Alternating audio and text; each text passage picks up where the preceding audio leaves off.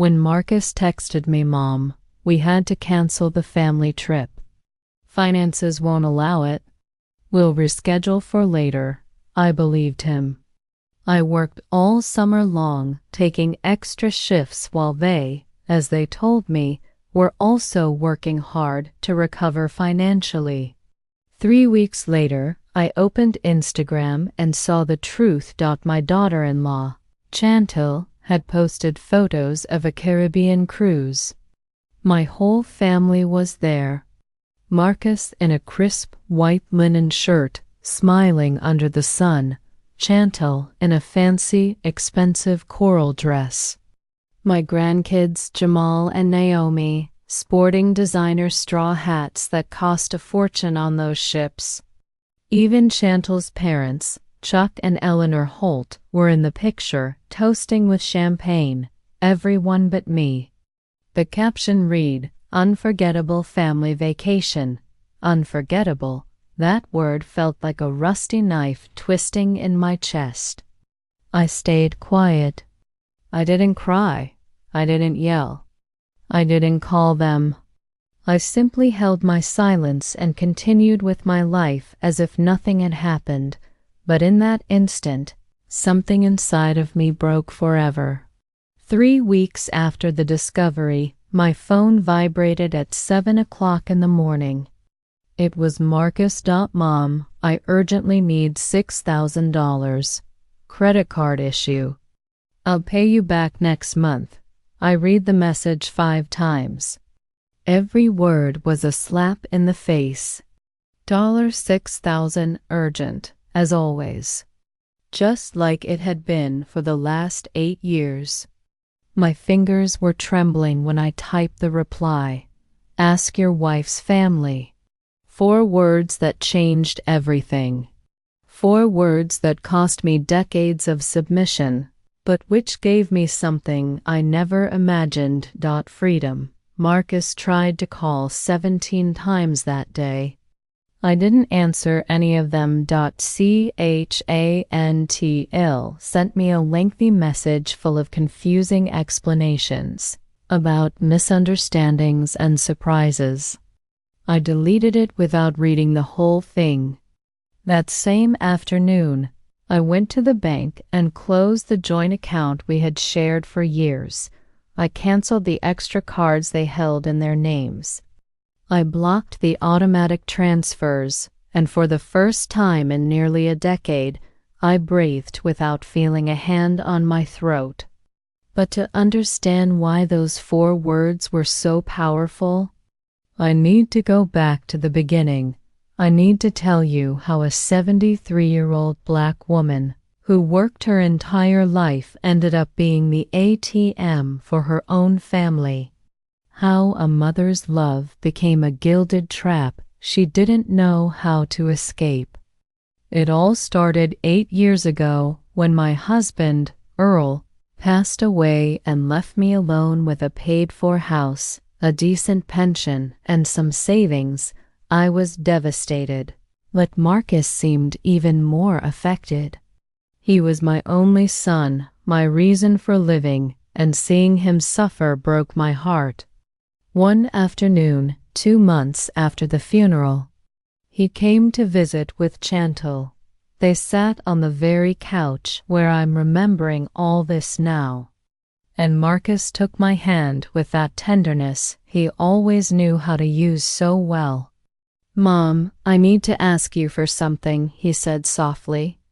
"Chantal and I want to throw a special Sweet 16 party for Naomi. You know how she is, so sensitive, so fragile. But with the expense of Dad's funeral and the economy, we just can't swing it. I know it's a lot to ask, but could you lend us $10,000? I promise we'll pay you back in 6 months." I looked at Chantal.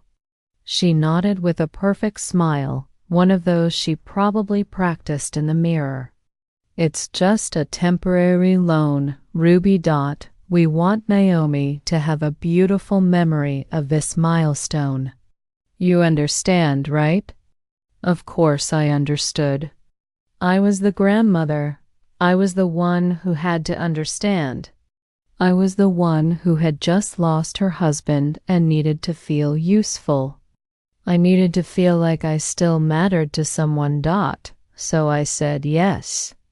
I transferred the $10,000 the next day. Naomi had her party at an upscale private venue with colored lights and a chocolate fountain. I sat at a back table watching my granddaughter dance happily. They never paid me back. They never mentioned it again, and I never asked. 6 months later came the next request. Mom, we need to remodel the kitchen. The pipes are old and there's a moisture problem. $8,000. Then it was Chantal's car because hers broke down. $12,000. After that, it was the private university for Jamal because the public option wasn't up to par. $45,000. $15,000 per year for 3 years. Each time, there was a reason. Each time, it was urgent. Each time, it was temporary. And each time, I opened my account and transferred the money without too many questions because that's what do, right? Sacrifice. Give without expecting anything in return. Be the invisible support holding everything together from the shadows. But what I didn't understand then, what took me years and $60,000 to realize, is that there's a huge difference between helping and being used, between love and manipulation, between family and convenience. The first years after Earl's death were confusing. I was lost in an ocean of loneliness, clinging to any floating board that would keep me afloat. And Marcus knew it. He knew every one of my weaknesses, every vulnerable corner of my heart as a widowed mother. He would visit on Sundays with Chantal and the kids, always with that long hug that made me feel like I still had a family, that I still mattered. Mom, you look tired, he'd say, while Chantal made coffee in my kitchen as if she owned the place. You should rest more. We're here for whatever you need, and I felt lucky. How foolish, how blind, how desperately lonely I must have been not to see that those visits always ended with a request wrapped up like a gift. Marcus had a special talent for making his needs sound like family emergencies. He never said, I want. He always said we need. It was never for him. It was always for the children, for the future, to maintain stability at home. Mom, Jamal needs a math tutor if we want him to get into a good university. Mom, Naomi needs braces urgently. The dentist says if we don't do it now, it'll be worse later. Mom, we need to replace the roof. There are leaks and it could be dangerous. Every argument was solid. Every reason seemed legitimate. And I, who had worked for 53 years as a certified nursing assistant and in hospital housekeeping, who had saved every penny with the discipline of someone who knows what scarcity feels like, opened my wallet again and again. Chantal was subtler, but just as effective. She never asked directly. Instead, she dropped poisoned comments disguised as concern. Oh, Ruby, it's a shame you can't come to Jamal's birthday at the club, but I understand those places are a little too formal for you. It's a pity Naomi can't go on the class trip to Europe with her friends. But hey, not all kids have the same opportunities, and I, feeling guilty for having money while my grandchildren supposedly lacked something, ended up offering help that was never directly requested but was clearly expected. $3,000 for the trip, $2,000 for the club membership, $100 for Naomi's green graduation dress. Small financial bleedings that added up formed a river of money flowing in only one direction. There were signs I ignored, small alarms I turned off, because recognizing them would have meant admitting something too painful, like that time I drove past their house and saw a brand new SUV in the driveway. A shiny current year model with chrome rims reflecting the sun. When I asked Marcus, he said it was borrowed from a friend. 2 months later, I saw Chantal driving it. Or when Naomi posted photos of a weekend at a beach resort, and I mentally calculated that trip must have cost at least $4,000 just 1 month after. Marcus told me they were struggling with cash flow, but I stayed silent. I swallowed my doubts. I convinced myself that I was misinterpreting things, that I was just a suspicious old lady, and that if I questioned too much, I would lose the only family connection I had left. The truth is, I was afraid. Afraid of being completely alone. Afraid that if I stopped giving, they would stop coming. Afraid of becoming a forgotten old woman in an empty house, waiting for calls that would never come. So I kept being the generous mother, the involved grandmother, the one who always had an envelope of cash when needed. I settled for the crumbs of attention they threw my way, a 10-minute phone call every week, a monthly visit that lasted less than an hour, photos of my grandchildren I saw on social media because they never sent them to me directly. And I smiled and said everything was fine, that it was enough, that I understood they were busy. But inside, something was withering. A part of me was dying of emotional hunger while my bank account was draining. The breaking point began to form 6 months before the cruise, although I didn't know it at the time. Chantal organized a family dinner to celebrate her parents' wedding anniversary. I found out by chance when Naomi mentioned something in a quick FaceTime call. "Grandma, I can't talk long. We're getting ready for Grandpa and Nana Holt's party." I felt a sharp pain in my stomach. Grandpa and Nana Holt, as if I didn't exist. As if I wasn't a grandmother too. I called Marcus that night. "Son, Naomi mentioned a dinner." There was an awkward silence on the other end. "Oh yeah, Mom. It's just something small, intimate. You know how Chantal's family is. Very tight-knit. I don't want you to feel bad, but we thought it would be better this way." I hung up, feeling an emptiness in my chest. I didn't feel bad. I felt invisible, but again, I kept silent. Again, I swallowed the humiliation. Again, I pretended I understood. 2 weeks after that call, Marcus showed up at my door looking worried. "I need to talk to you about something serious, Mom." We went into the living room, and he sat on the edge of the couch with his hands clasped, as if preparing to deliver bad news. "The company is going through layoffs. There's a chance I might get let go. Chantal is really stressed. The kids need stability. We need a financial cushion for the next few months. Something that will allow us to breathe." He paused for a long time.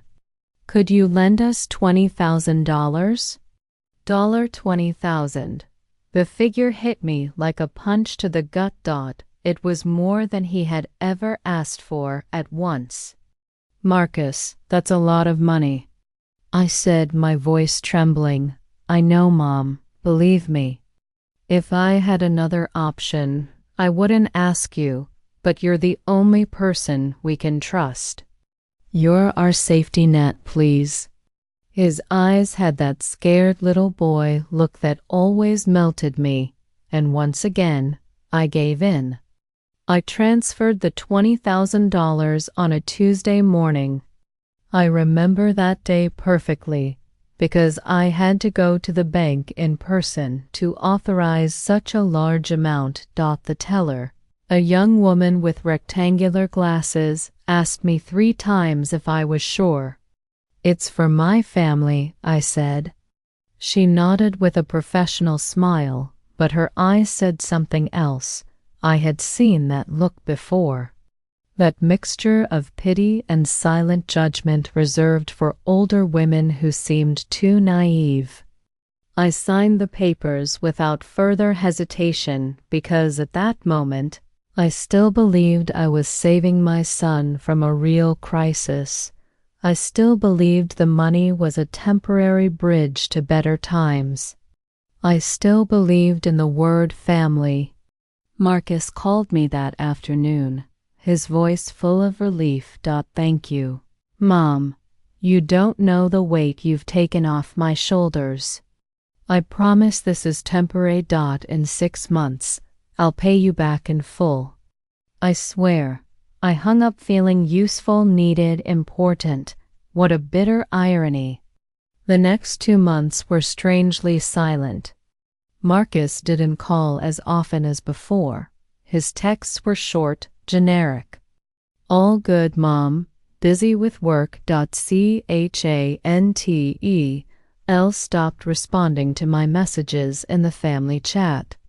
When I tried to video call the grandkids, they were always busy with homework, friends, or extracurriculars. I started to feel that horrible sensation of being a bother, of interrupting lives that worked perfectly fine without me. One afternoon, I called Marcus directly. I needed to hear his voice. I needed confirmation that I still existed for him. "Mom, I can't talk right now. I'm in an important meeting."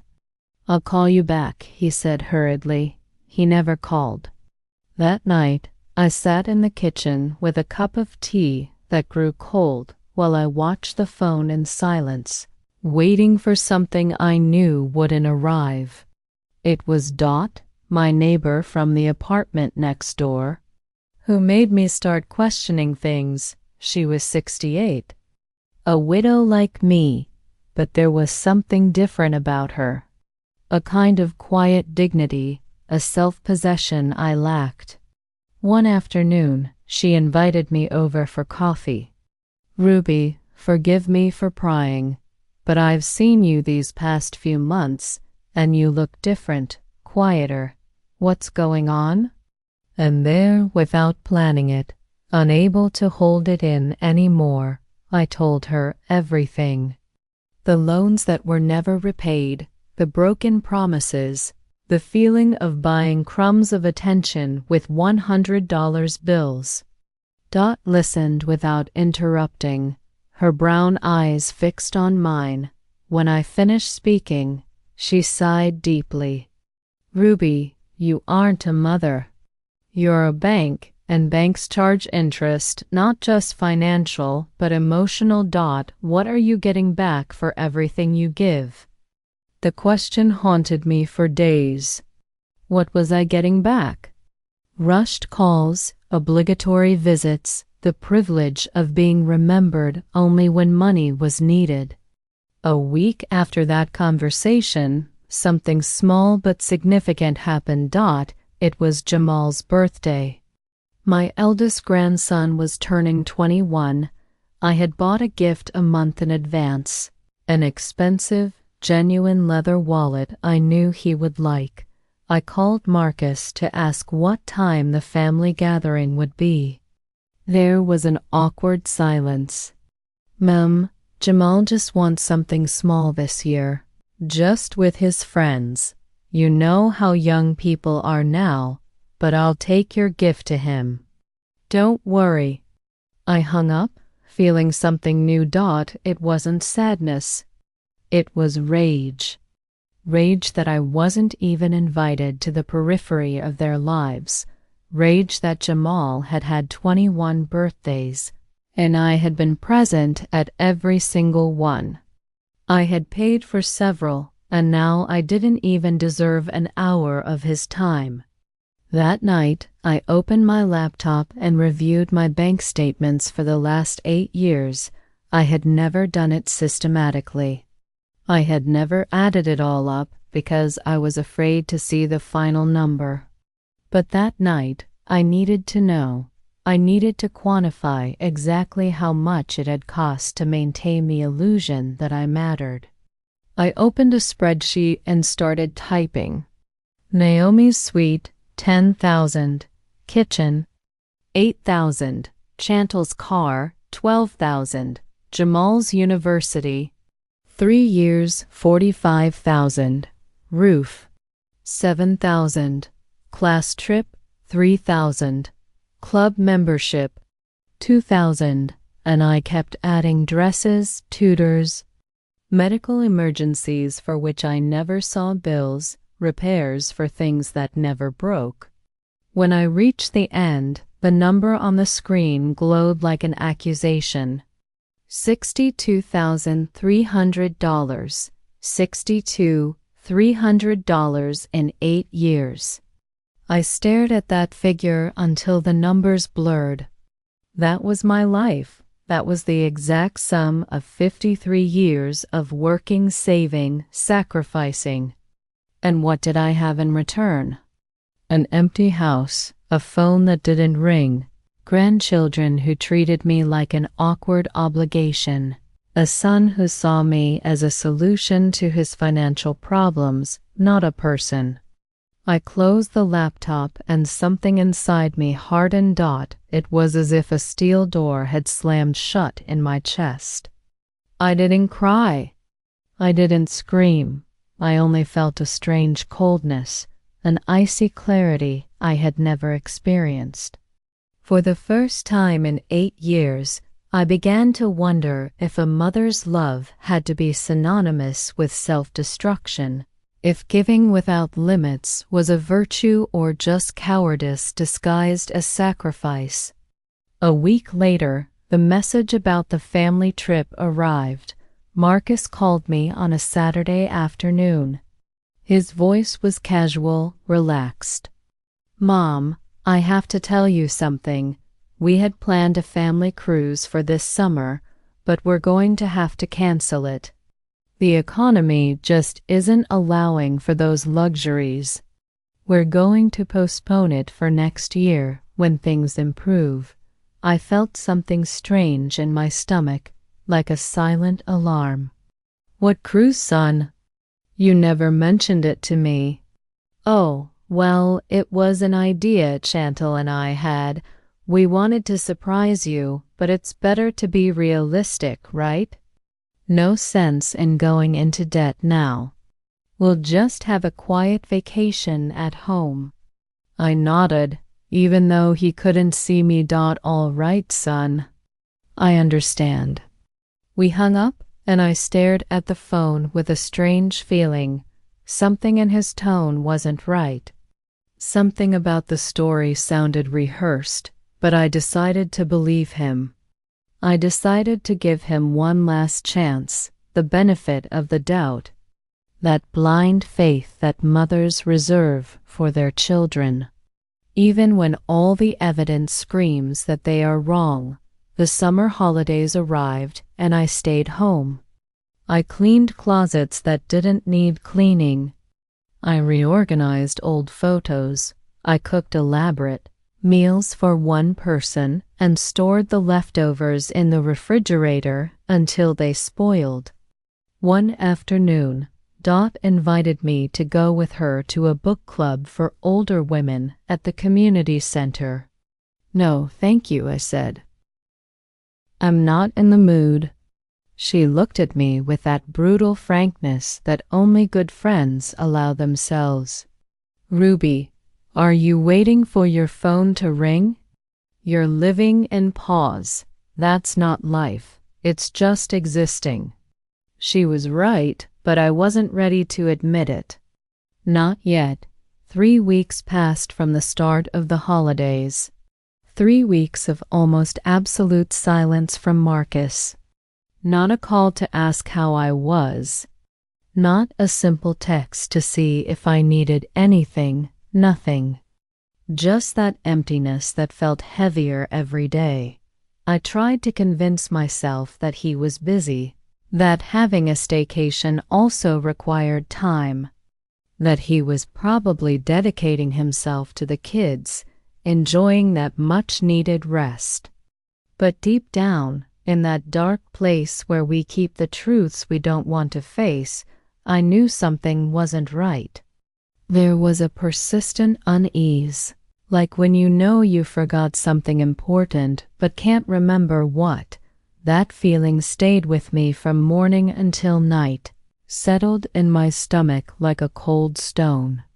On a Thursday afternoon, while making a vegetable soup I knew I wouldn't finish, my phone vibrated with a notification. It was Instagram. I didn't usually check social media much. I had only installed it so I could see pictures of my grandchildren, those small fragments of their lives I had been reduced to. But that day, something made me open the app. Maybe it was intuition. Maybe it was the universe pushing me toward the truth I had been avoiding. I saw that Chantal had posted something 20 minutes ago. My heart started beating faster, and I didn't know why. I tapped her profile, and there it was. The first photo was of her on the deck of a huge ship with the turquoise sea behind her, wearing that coral dress that must have cost a fortune, her sunglasses reflecting the sky. A perfect smile. Too perfect. The caption read, "Unforgettable family vacation." I swiped to the next photo. Marcus was there in a white linen shirt, tanned, holding a cocktail decorated with tropical fruit and a tiny umbrella. He looked relaxed, happy, not a single worry on his face. Nothing in that image suggested financial problems. Nothing indicated that he had had to cancel the trip for lack of money. I kept swiping. Jamail and Naomi by the ship's pool, wearing those expensive straw hats sold in the cruise line's luxury boutiques. Another photo of the whole family having dinner in what looked like an elegant restaurant inside the ship, with white tablecloths and wine glasses. And then the one that completely shattered me. A group photo. Marcus, Chantal, Jamal, Naomi, and Chantal's parents, Chuck and Eleanor, all smiling, all toasting, all together. A complete family enjoying an unforgettable vacation. Everyone but me. I felt the air rush out of my lungs. My hands began to shake so much I almost dropped the phone. I looked at the photos again, one by one, as if I were searching for a logical explanation, some detail that would prove I was misinterpreting everything, but there was nothing to interpret. The truth was brutal and simple. They had lied to me.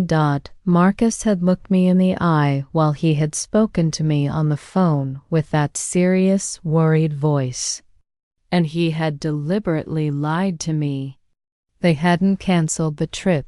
They had canceled me. They had decided that I didn't deserve to be there, that the grandmother who had financed their lives for 8 years wasn't important enough to be included in the unforgettable family vacation. But Chantal's mother was. She deserved to be in those photos. She was part of the family.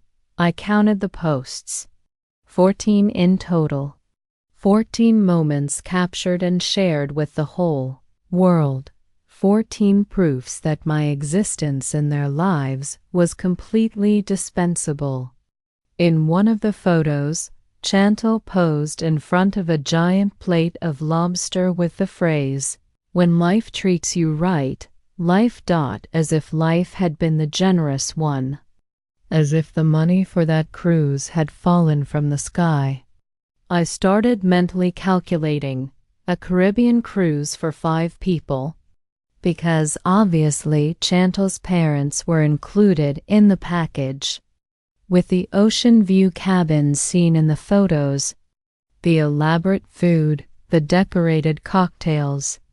I was easily looking at $10,000, maybe more, $15,000 spent on vacation, while they were telling me they had financial problems, while they were asking me to understand that they couldn't afford those luxuries.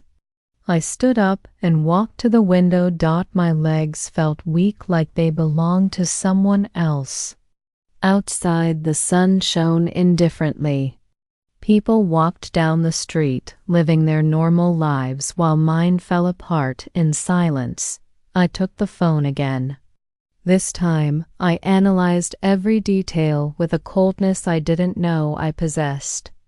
The date of the posts matched exactly the 3 weeks. They had been on vacation. The same 3 weeks I had spent alone at home, feeling guilty for questioning their version. Convincing myself that I was a distrustful mother for doubting my own son. I zoomed in on one of the photos where the name of the cruise line was visible on a life preserver. I searched online. It was a luxury line, one of those that advertised premium experiences, 5-star gastronomy, world-class entertainment. It was definitely not a budget trip. I closed my eyes and tried to take a deep breath, but the air wouldn't fill my lungs completely. There was a pressure in my chest, as if someone were sitting on my ribs. It wasn't just the lie, it was the premeditation. They had planned this. They had consciously decided to exclude me. They had invented a complete story to keep me away, and the worst part, the thing that truly tore me up inside, was that they hadn't even had the decency to keep it private. They had published it on social media.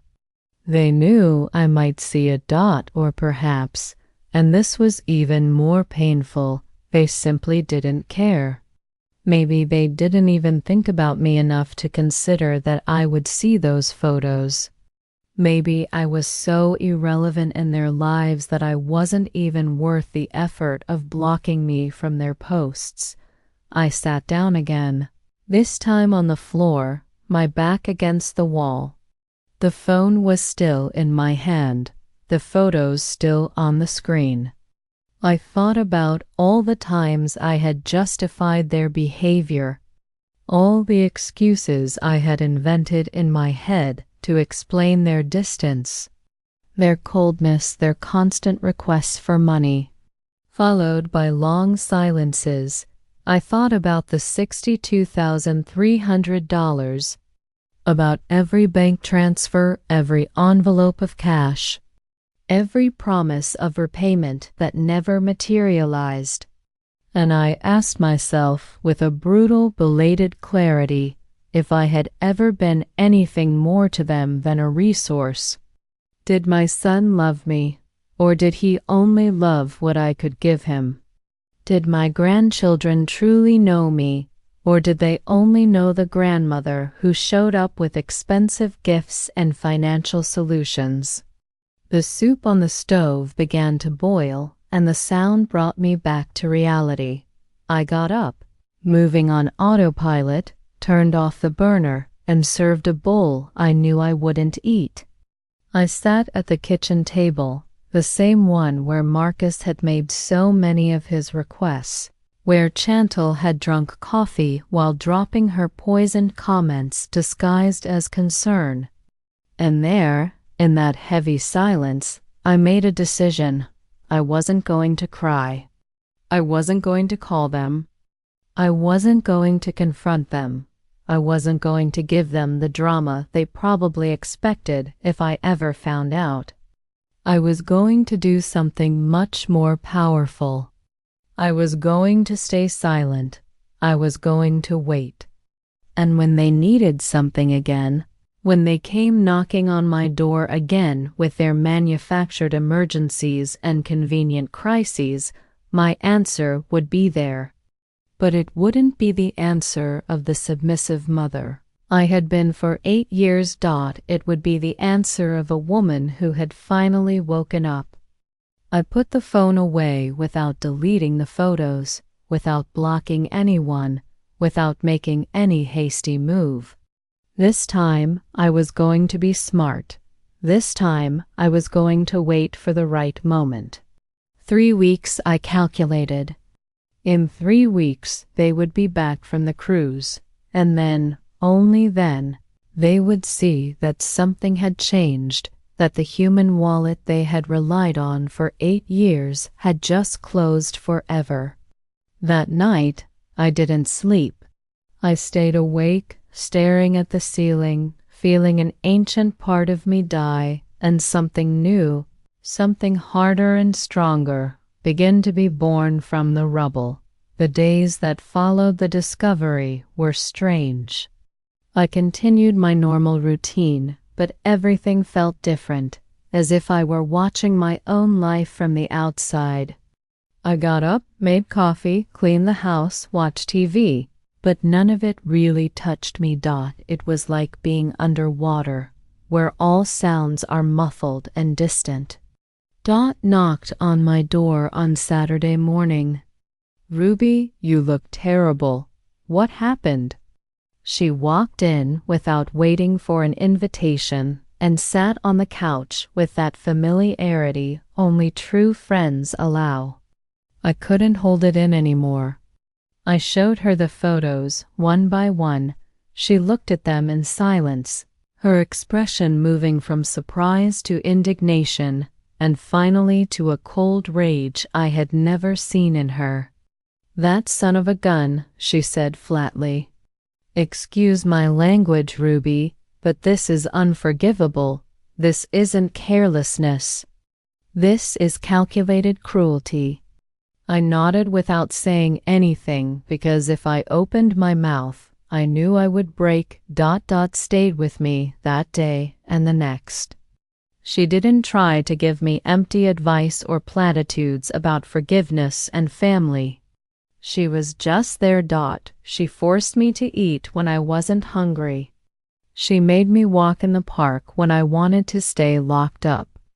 And most importantly, she validated my pain without trying to minimize it. One evening, while we were having tea in her apartment, she told me something that stuck in my memory. "Ruby, you don't owe them anything. You don't owe them more chances. You don't owe them more understanding. You don't owe them more sacrifices. You've given enough, you've given too much. Now it's time to give yourself what they never gave you. Respect." Those words were like permission I didn't know I needed. Permission to be angry. Permission to cut ties. Permission to choose myself for the first time in 8 years. Exactly 21 days passed since I saw the photos. 21 days of absolute silence from Marcus. Not a single text asking how I was. Not a quick call to see if I needed anything. Nothing. They were too busy enjoying their luxury cruise to remember the woman who had made their lifestyle possible. I counted every day, not because I was waiting for them anxiously, but because I knew with absolute certainty that at some point they were going to need something. They always needed something. And this time I was going to be ready. I prepared my answer mentally hundreds of times. I practiced it in front of the mirror. I wrote it in a notebook. 4 words that would change everything. 4 words that would give me back my dignity. Ask your wife's family. On the morning of the 22nd day, a Tuesday, my phone vibrated at 7:15 a.m. It was a text from Marcus. My heart accelerated, but not with the anxious emotion of before, but with something more akin to the anticipation of a hunter who has been patiently waiting for their prey. I open the message. Mom, I urgently need $6,000. Credit card issue. I'll pay you back next month. I read those words 5 times. Each one was a confirmation of everything I had suspected. Not a hello, not a how are you, not a single question about my well-being after 3 weeks of silence. Only the direct, crude request without any attempt to disguise it.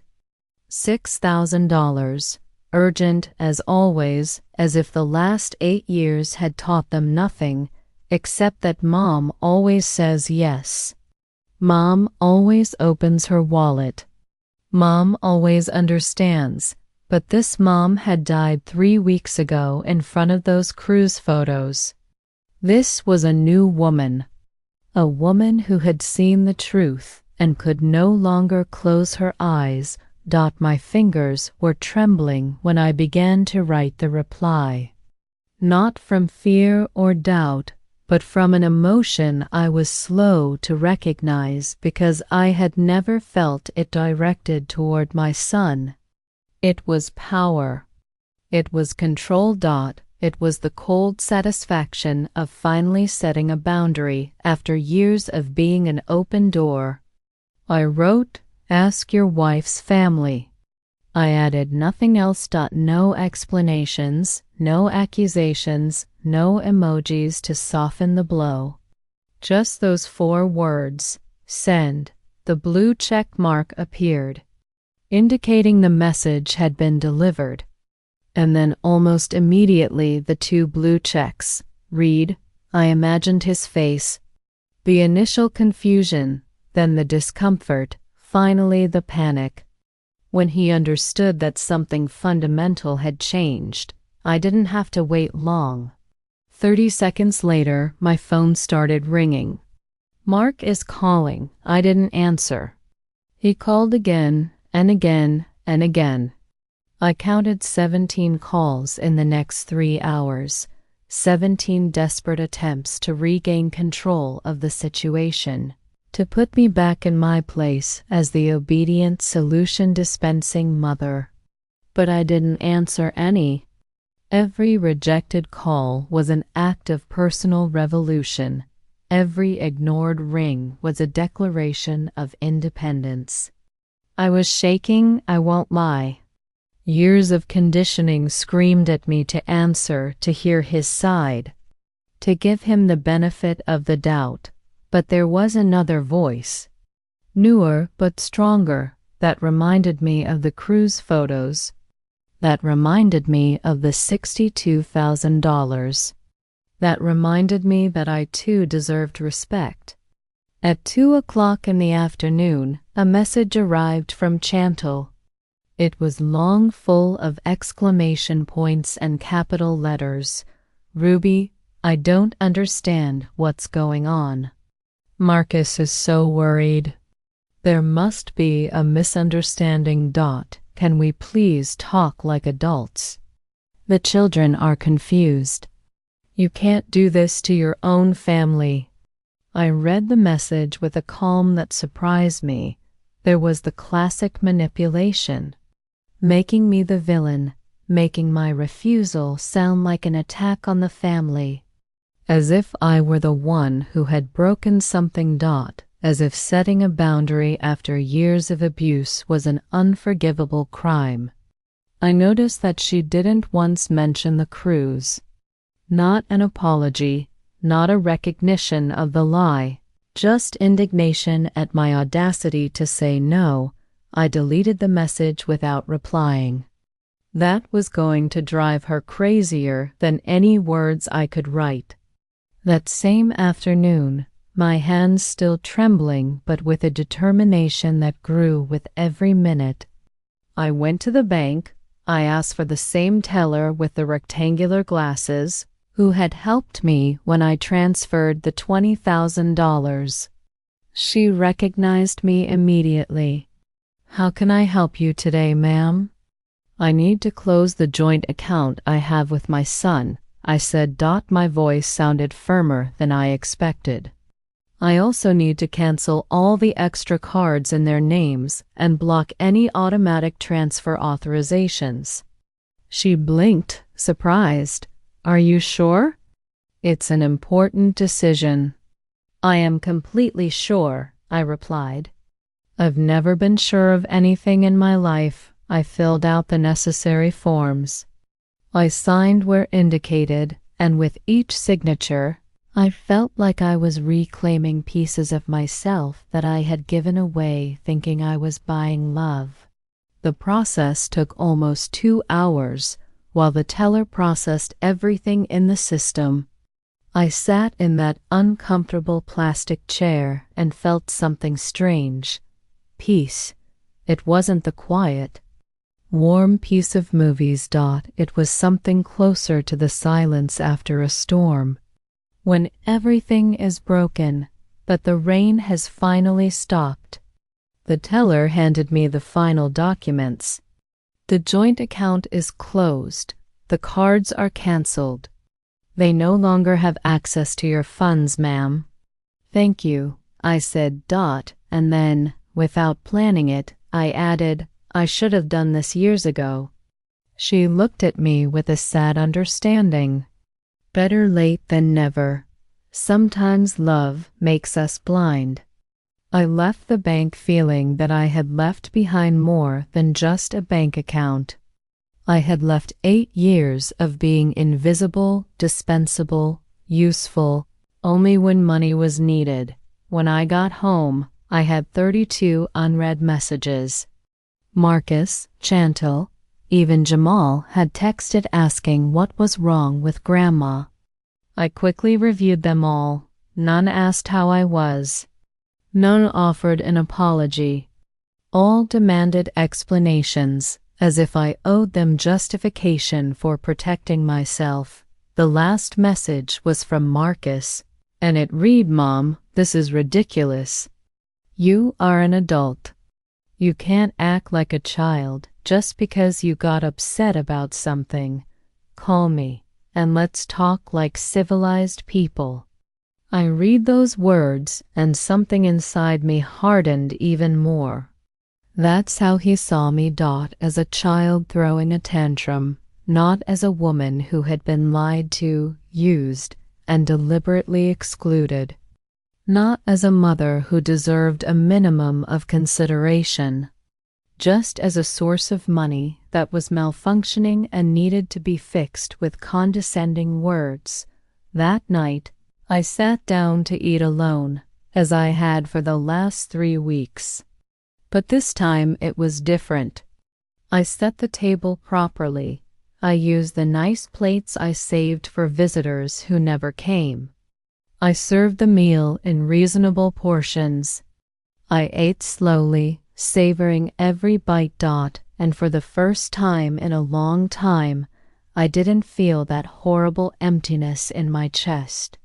I didn't feel like I was waiting for something that would never arrive.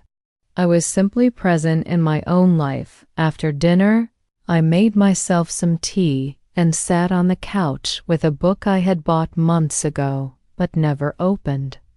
I read 3 chapters straight, without interruptions, without checking the phone every 5 minutes, hoping for messages that would make me feel less alone. The phone was there, occasionally vibrating with new messages that I systematically ignored. But it no longer owned me. It no longer dictated my peace. The following days were a strange mixture of liberation and pain. There was a part of me that felt incredibly light, as if I had been carrying a backpack full of stones for years and had finally set it down. But there were also moments of panic, that anxiety that comes when you break a pattern that, although destructive, was familiar. I would wake up in the middle of the night, heart racing, wondering if I had done the right thing, if I was being too harsh, If a good mother would act this way, but then I remembered the cruise photos. I remembered the lie. I remembered the $62,000 and the doubt dissolved, replaced by something more solid, conviction. Dot came over every afternoon. Sometimes we talked. Sometimes we just sat in silence drinking coffee. Her presence was a reminder that I wasn't crazy, that my reaction was completely valid. A week after closing the bank account, Marcus showed up at my door. He didn't call first. He didn't ask if it was a good time. He simply showed up on a Saturday morning, ringing the doorbell insistently until I opened it. When I saw him standing there, still tanned from the Caribbean sun, wearing a shirt I didn't recognize and had probably bought in some expensive cruise shop, I felt something I never thought I would feel toward my son. Coldness. "Mom, we need to talk," he said with that tone of authority he used when he wanted to control the situation. I didn't invite him in. We stood right there in the doorway, him in the hallway, me blocking the entrance. "Talk," I said simply. He blinked, clearly surprised by my lack of hospitality. "This is ridiculous. You can't just close the account like that. You can't ignore my calls. I'm your son." "Exactly," I replied with a calm I didn't know I possessed. "You are my son, and I am your mother, not your bank. Not your financial solution, not the person you lie to and exclude when it's convenient." Marcus ran a hand through his hair, a nervous gesture he'd had since he was a boy. "Mom, if this is about the trip, I can explain. We were going to tell you, but Chantal thought it would be better to surprise you afterward." "Surprise me?" I repeated slowly. "Surprise me by posting photos on social media where I could see them. Surprise me by lying that you had canceled the trip due to money problems. Surprise me by taking Chantal's parents, but not me?" "What kind of surprise is that, Marcus?" He shifted uncomfortably. "It was a misunderstanding. Things got out of hand. You know how Chantal is with her planning." "No," I stopped him. "Don't blame Chantal. You called me. You lied to me. You asked me for $6,000 3 weeks after spending who knows how much on that cruise." His expression changed. The mask of the worried son cracked, and for a moment I saw impatience, as if I were an annoying obstacle that needed to be removed so he could get back to normal. "Mom, you're overreacting. I'm asking to borrow, not for a handout. I've always paid you back. That was the last straw, that blatant, obvious lie, so insulting to my intelligence." "Never," I said, raising my voice for the first time. "You have never paid me back a single cent. In 8 years, Marcus, $62,300. I did the math. I have it all documented, every transfer, every temporary loan that was never repaid. So don't you dare stand there and lie to my face again." His face turned red. He seemed genuinely surprised that I had kept a record, as if he had never considered that I could be that organized, that aware. "That's different," he stammered. "That was for the family, for the kids, for emergencies." "What emergency was the cruise?" I asked. He didn't answer. He just looked at me with that mixture of frustration and disbelief, as if I had become a stranger. And maybe I had.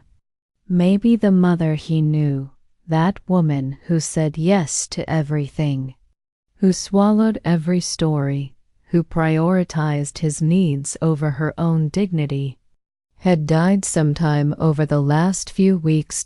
"Mom, I don't know what's been going on with you lately, but this has to be fixed. I need access to the account. I need things to go back to normal. No, I said simply. That word, so short, so powerful, hung in the air between us like a final sentence. There will be no more transfers. There will be no more loans. There will be no more joint account. It's over, Marcus. He took a step toward me, and for a second, I thought he was going to yell at me. But instead, his voice came out low, threatening. You are making a mistake. You're going to end up alone, old and alone. And when you need something, when you're the one who needs help, I won't be there. I'm already alone, I replied without emotion.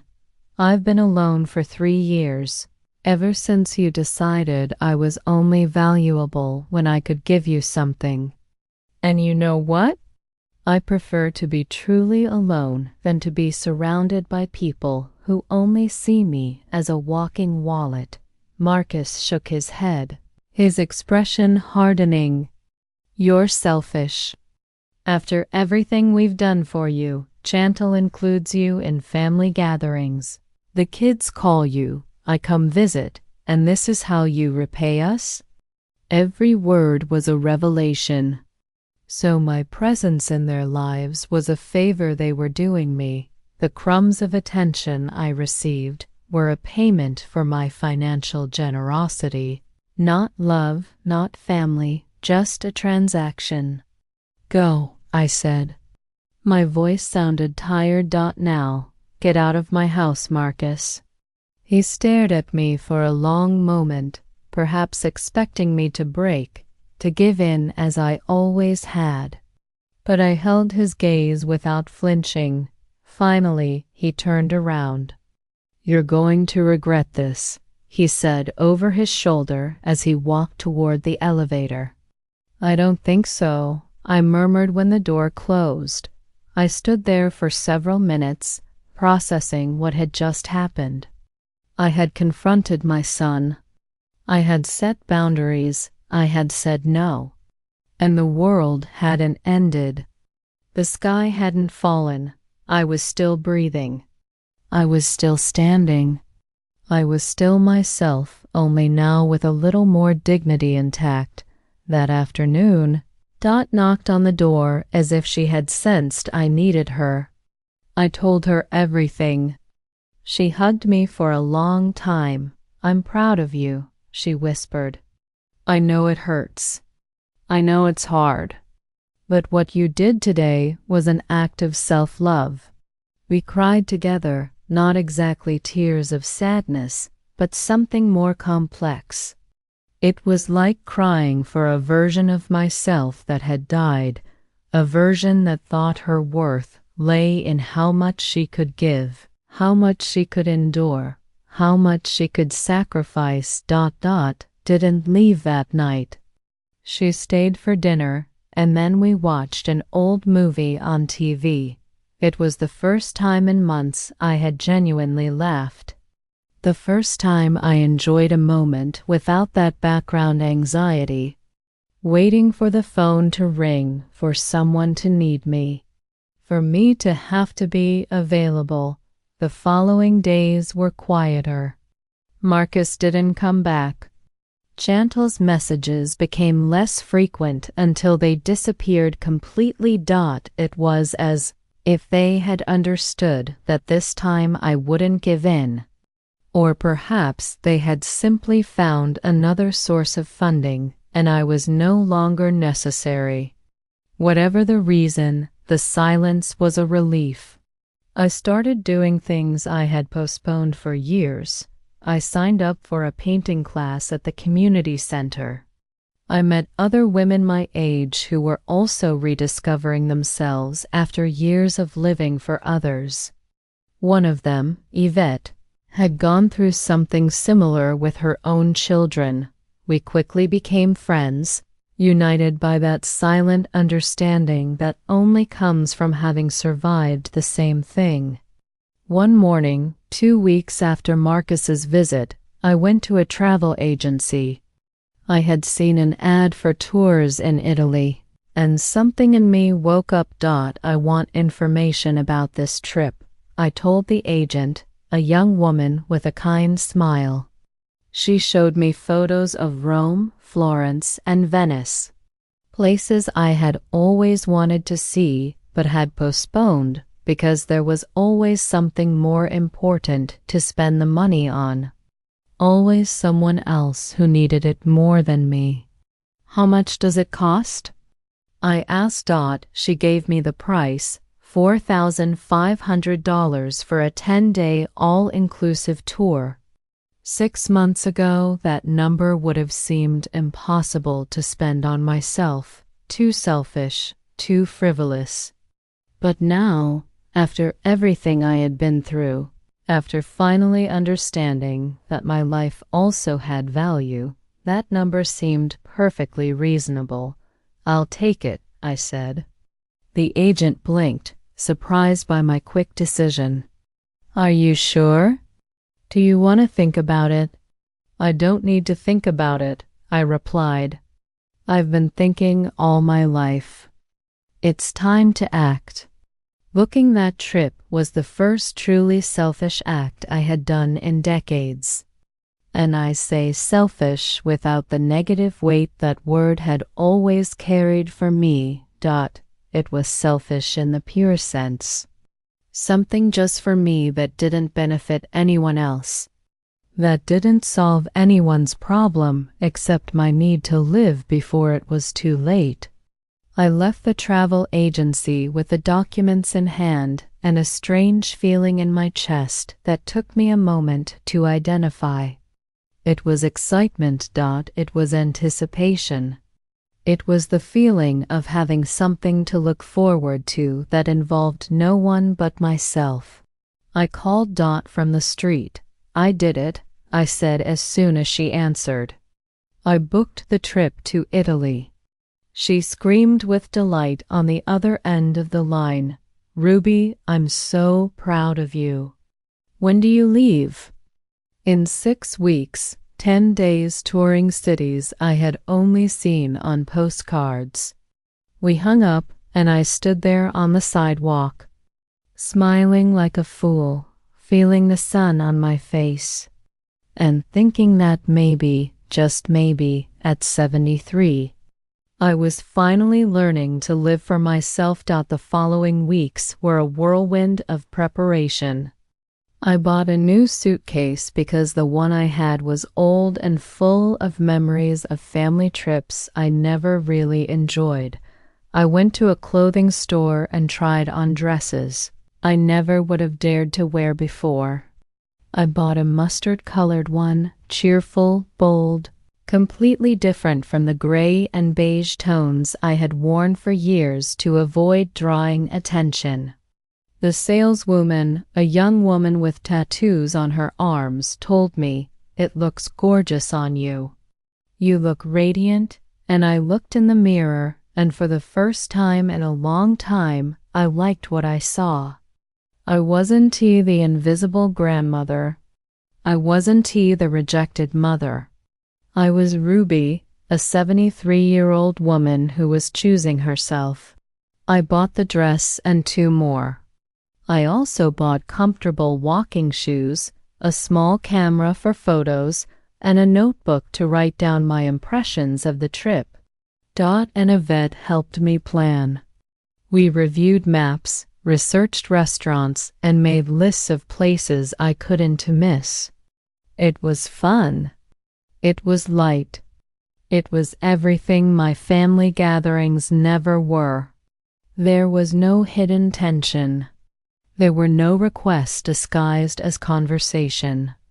Just 3 older women, excited about planning an adventure. One afternoon, while having tea in my living room, Yvette asked me, "Have you heard anything from your son?" I shook my head. Nothing. Absolute silence. She nodded understandingly. It's better that way. Silence is sometimes the clearest answer. Are you worried they might show up while you re-gone? The question caught me by surprise. I thought about it honestly. No, I finally replied. I'm not afraid of anything they can do or say anymore. That power is over.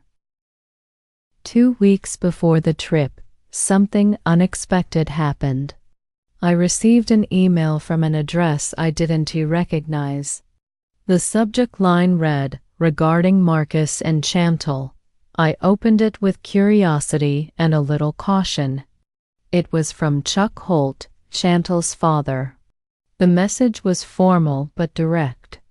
"Dear Ruby, I have recently learned of the situation between you and my daughter and son-in-law. Chantal finally told me about the cruise and the circumstances. I want you to know that I was not aware that they had lied to you about the trip's cancellation. Had I known, I would not have accepted the invitation. What they did is unacceptable. You deserve an apology, which I suspect you will never receive from them, so I offer you mine. I also want you to know that my wife and I will no longer accept anything from them that indirectly comes from your generosity. We have had a serious conversation with Chantal about values and respect. I wish you the very best. Sincerely, Chuck Holt." I read the email 3 times. I didn't expect that. I didn't expect someone from that side of the family to have the decency to acknowledge what had happened. I replied briefly, "Dear Chuck, I appreciate your message and your honesty. I hold no resentment toward you or your wife. I hope Chantal learns from this. Regards, Ruby Payne." It was strange. My daughter-in-law's father had more integrity than my own son. That irony was not lost on me. But it also gave me something akin to hope. Not hope that things with Marcus would improve, but hope that there were still decent people in the world. People who recognized when something was wrong. People who apologized even when it wasn't directly their fault. That was more than my son had ever done. The day before my trip, as I finished packing, my phone rang. It was a number I didn't have saved, but I recognized it immediately. "Jamil, my oldest grandson." I hesitated before answering. "Hello?" I finally said. "Grandma?" His voice sounded strange, nervous. "Can I talk to you?" "Of course," I replied, mentally preparing myself for some manipulative request. But what he said surprised me. "Grandma, I want to apologize. I know Mom and Dad lied to you about the cruise. I heard the arguments. I know they've been asking you for money for years, and I never said anything. I was complicit in my silence. I am so sorry." I sat on the edge of the bed, processing his words. Jamal was 21. He was an adult, and he was taking responsibility for his part in all this. That was more mature than anything his father had done. "Thank you for calling, Jamal," I said softly. "That means a lot to me." There was a long silence on the other end. "Grandma, there is something else you need to know. Mom and Dad are in serious financial trouble. They've always lived beyond their means. I think they counted on your money as part of their budget. Now that you closed the account, they are panicking. They had to sell Mom's car. They are behind on payments for several things, and instead of accepting that they created this problem, they are blaming you." My heart hardened. So it was true. They weren't emergencies. They weren't temporary crises. It was a lifestyle they couldn't sustain without my money. "Jamal, I appreciate you telling me this, but you need to understand something.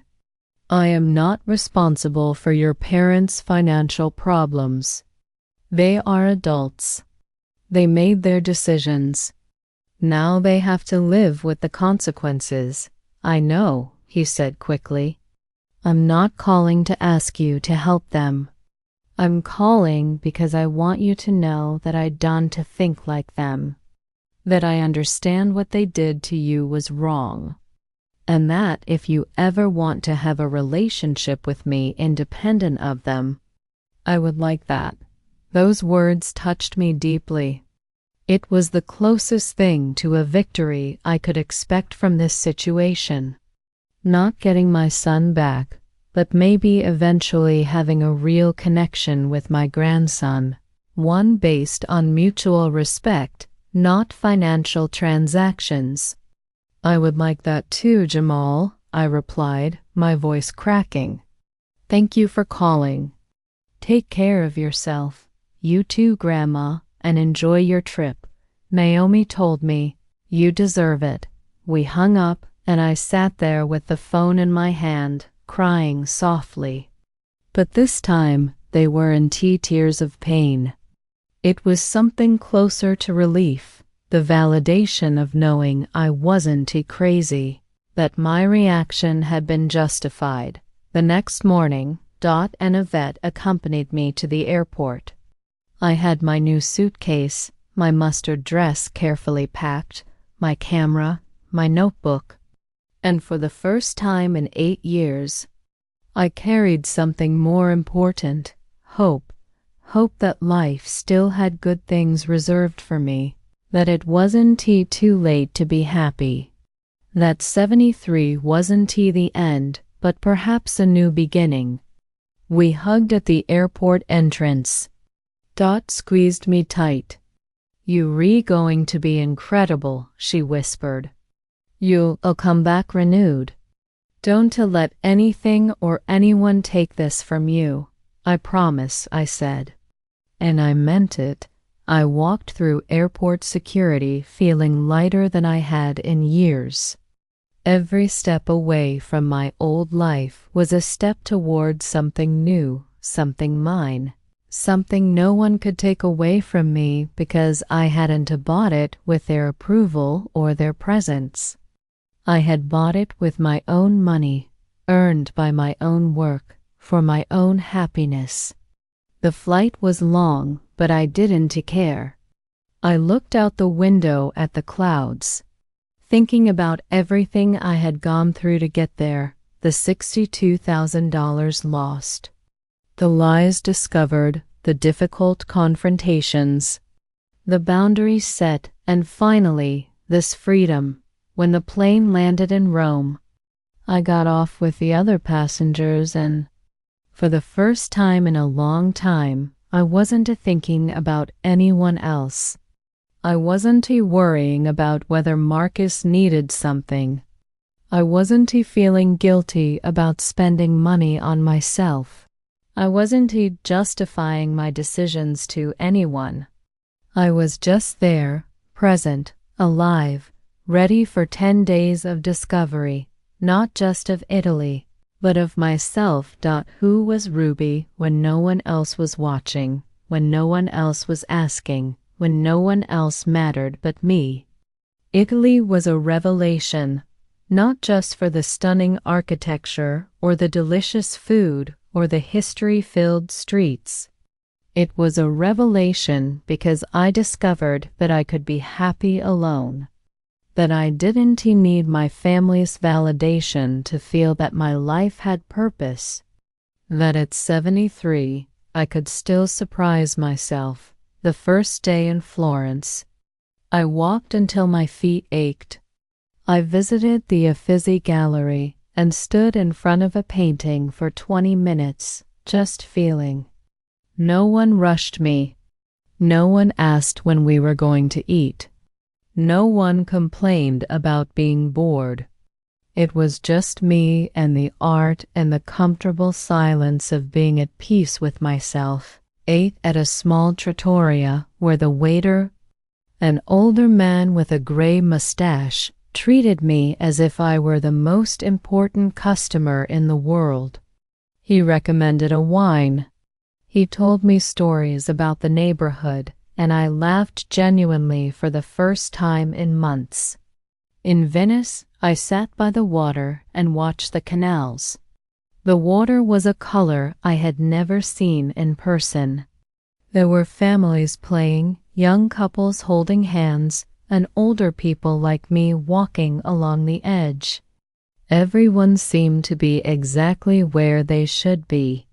I took out my notebook and started writing, not a structured diary, just loose thoughts. I have lived for 73 years, and only now do I understand that my happiness shouldn't depend on making others happy. Giving until I was empty wasn't to love. It was self-destruction. Real family I send to the one that shares your blood. It's the one that respects your heart. The words flowed effortlessly, as if I had been storing them for years, and they had finally found an outlet. A woman sat near me. She was Italian, with completely white hair and deep wrinkles around her eyes. She asked me in Italian where I was from. I answered in my imperfect English, America. Ah, American, she smiled. Traveling alone? Yes, I replied.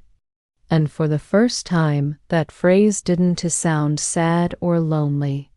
It sounded like a choice, like power. She nodded with understanding. Me too.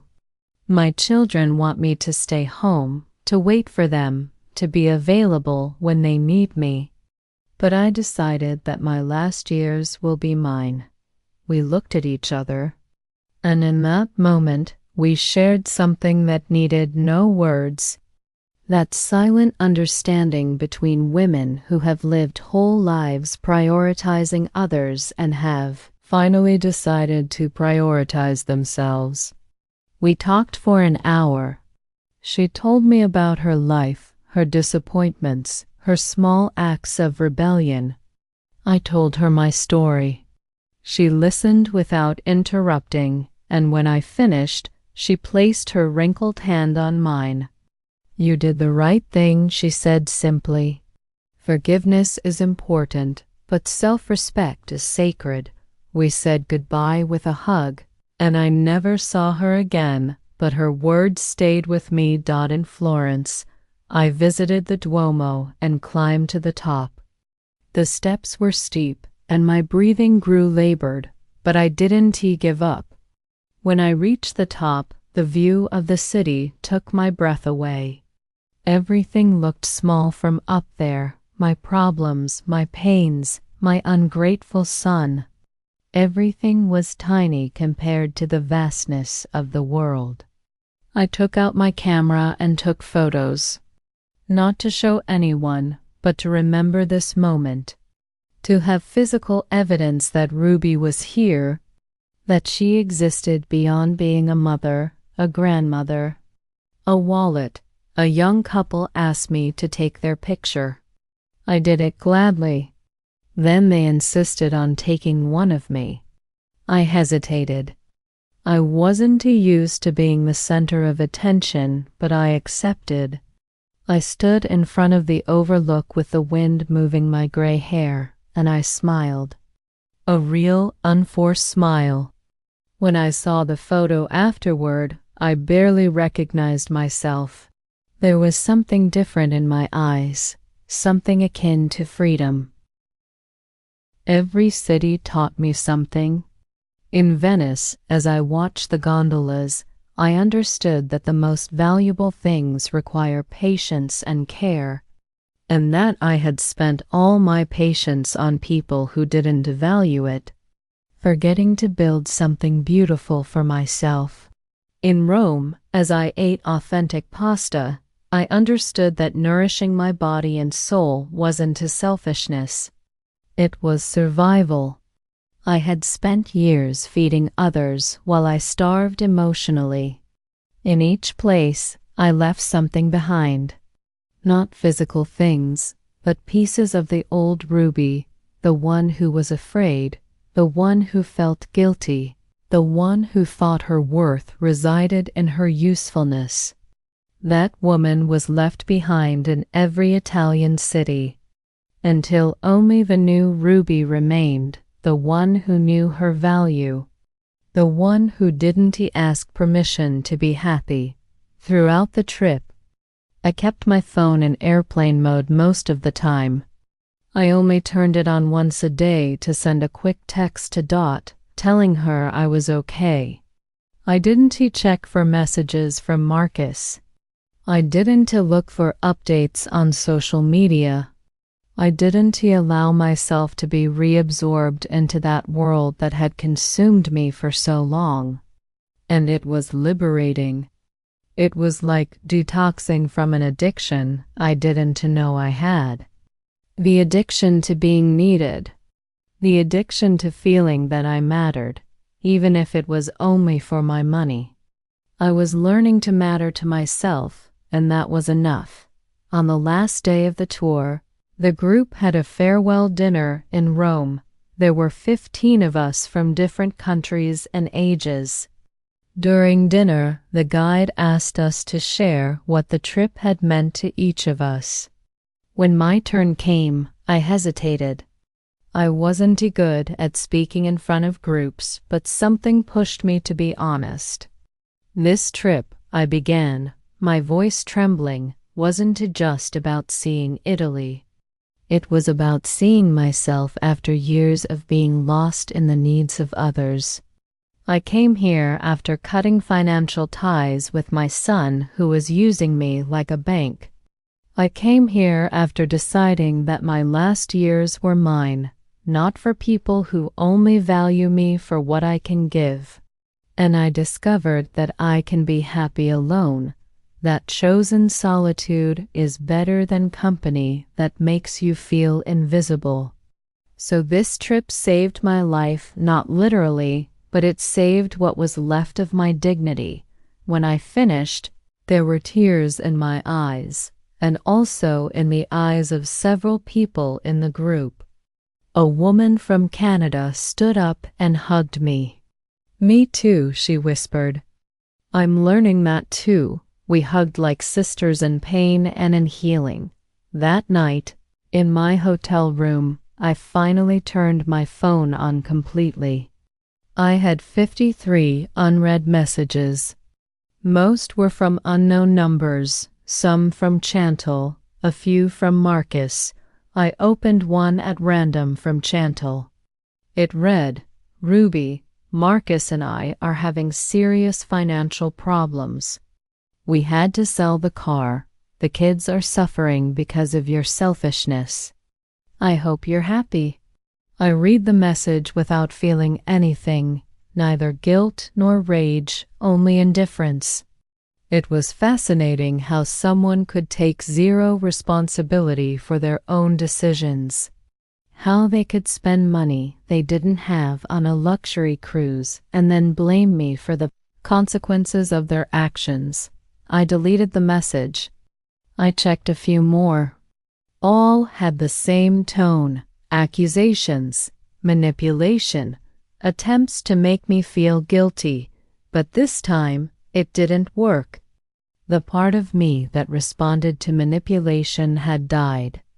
I deleted all the messages without replying to any of them. There was a message from Jamal. It was different. "Grandma, I hope your trip is amazing. Mom and Dad are mad, but that's not your problem. I started looking for a job so I can move out on my own. I don't want to be part of this dynamic anymore. When you get back, I'd like to see you without them. Just you and me. Take care."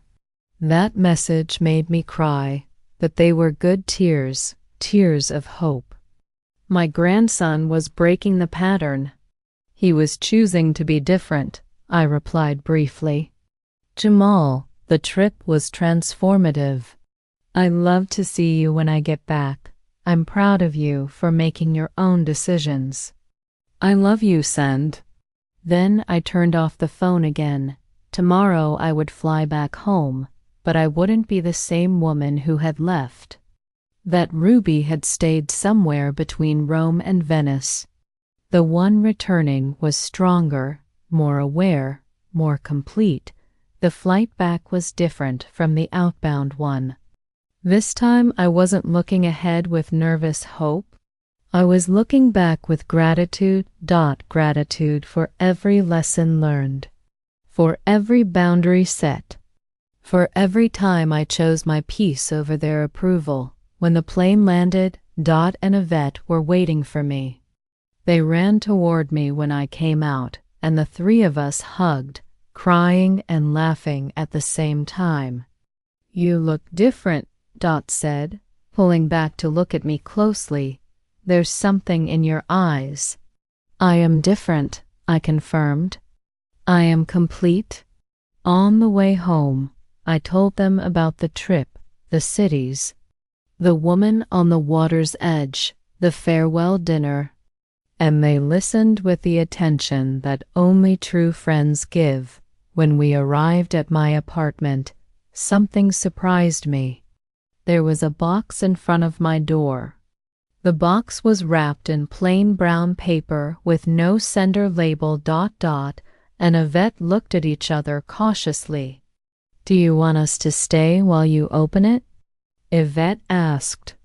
I nodded. I didn't know what to expect, but their presence gave me security. We went into the apartment and I put the suitcase aside. The box wasn't heavy. I placed it on the kitchen table and opened it slowly. Inside were several things. First, a letter in a white envelope. Beneath it, all the cards I had given Marcus over the years. Birthday cards, Father's Day cards, Christmas cards. There were also old photos from when he was a child, his graduation, his wedding, and at the bottom, a check. I took it out with trembling hands. It was for $5,000, signed by Marcus. In the memo line it said, "First payment."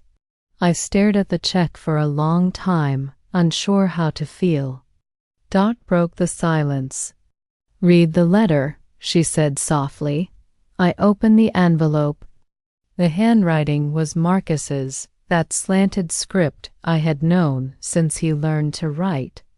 "Mom, I don't know how to start this letter. I've written and rewritten these words for weeks. Nothing sounds like enough. Nothing can repair what I did, but I need to try. You are right about everything. I used you. I lied to you. I treated you like a bank instead of my mother. And the worst part is, I knew it the whole time. I knew what we were doing was wrong. I knew we were hurting you. But it was easier to keep taking your money than to face our own financial problems. Chantal and I were living way above our means. We wanted to pretend we had a status we didn't, and you were the one who paid for our vanity. The cruise was the last straw. But honestly, it should have been any of the other 100 times I failed you before that. When you closed the bank account, I got angry. I blamed you. I told Chantal you were being irrational and vengeful. But when everything started to collapse, when we had to sell the car, when we fell behind on payments, when we faced the real consequences of our decisions without your safety net, something changed. I started to see what I had done. I started to understand the magnitude of my betrayal. I talked to Jamal. He told me some very hard but very true things. He told me I lost you, not when you closed the account, but years before, when I decided you were more useful as a wallet than as a mother. And he was right. This check is just the beginning. I know $5,000 is nothing compared to the $62,000 I owe you. But it's all I could put together by selling some things and working extra hours. I plan to pay you, $1,000 every month until I repay everything. Not because I expect your forgiveness. I don't deserve it. I'm doing it because it's the right thing to do. Tears streamed down my cheeks as I continued reading. I'm not asking you to calm me. I'm not asking us to go back to how things were, because that would be impossible. And frankly, you deserve better than how things were before. I only ask you to know that I finally understood that I had an extraordinary mother and I treated her like garbage.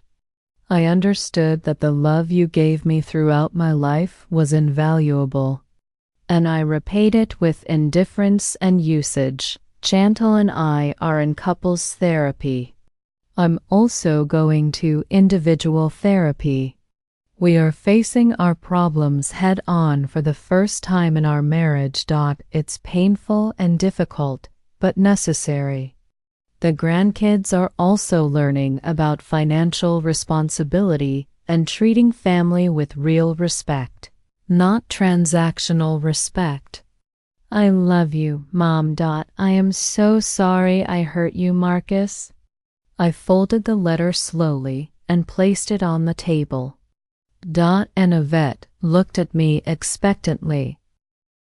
What are you going to do? Asked. I don't know, I replied honestly. Part of me wants to tear up the check and tell him it's too late. But another part, a very small but persistent part, wants to believe people can change. Yvette took my hand. You don't have to decide anything now. Let time show you if it's genuine or just another manipulation. She was right. I had learned during these months that not all decisions needed to be made immediately, that it was okay to sit with the discomfort of not knowing. I put the letter and the check in a drawer. I would decide later. For now, I just wanted to enjoy being home after a life-changing trip. My friends stayed that night. We cooked together, we laughed. I shared photos of the trip, and for the first time in years, my house felt full in the right way.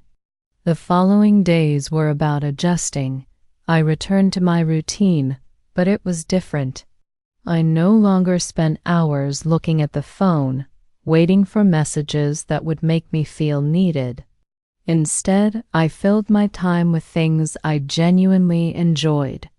The painting class, walks with Dot, coffee with Yvette, and video calls with Jamal, who kept his word and began visiting me independently of his parents. These visits were different. He didn't come with his hand out, he came with stories about his new job, with genuine questions about my life, with real interest in getting to know the grandmother beyond the role she had played in their dysfunctional family. One afternoon, he brought me flowers. Just because, he said, because I want you to know I value you. I cried because finally, someone in my family was giving me something without expecting anything in return. That was real family. 6 months after the trip to Italy, something changed. Marcus's check was still in the drawer, uncashed. But every week, an envelope with $1,000 in cash arrived in my mailbox. No notes, no explanations. Just the money, fulfilling its promise. We met occasionally for coffee, always brief, always with clear boundaries. Chantal and I maintained a cordial but distant relationship. Jamal and Naomi visited me regularly. And without the pressure from their parents, we had built something real. Dot and Yvette became my chosen family. We traveled together. We laughed together. We aged together without asking anyone's permission. I went back to Italy last year, taking Dot with me. We visited the same places, but it was different because I was different. Stronger, more complete, more mine. Today, 2 years after seeing those cruise photos, I am at peace. Marcus is still paying the debt. We're about $32,000 toward the $62,000. Our relationship is cordial, but it's no longer what it was. And that's okay, because I learned the most important lesson of my life at 73. Real family doesn't charge admission. Real love doesn't empty your bank account or your soul. And it is never, ever too late to choose yourself. I didn't lose $62,000. I bought my freedom. I bought my dignity. I bought my peace. I bought the opportunity to live my last years without carrying the weight of others' expectations. And if this story made you feel anything, if you identified with any part, if it made you think about your own boundaries or your own relationships, then my pain served something bigger than me. It served to remind you that you too deserve respect, that you too can say no, that you too can choose yourself without guilt, because in the end, the only person you will live with your entire life is yourself. And that person deserves all your love, all your protection, and all your loyalty before you give it to anyone else, even before you give it to family. Because if you don't take care of yourself, no one else will. And that is the hardest and most liberating truth you will ever learn. Did you like my story, and which city are you listening from? Let's meet in the comments. If you liked the story, you can support me by sending a super thanks so I can keep bringing more stories like this. Thank you so much for your sweet support. I'm looking forward to your comments on the story. On the screen you can see 2 new life stories that I highly recommend. There's so much more on my channel. Don't forget to subscribe. See you in the next life story with love and respect.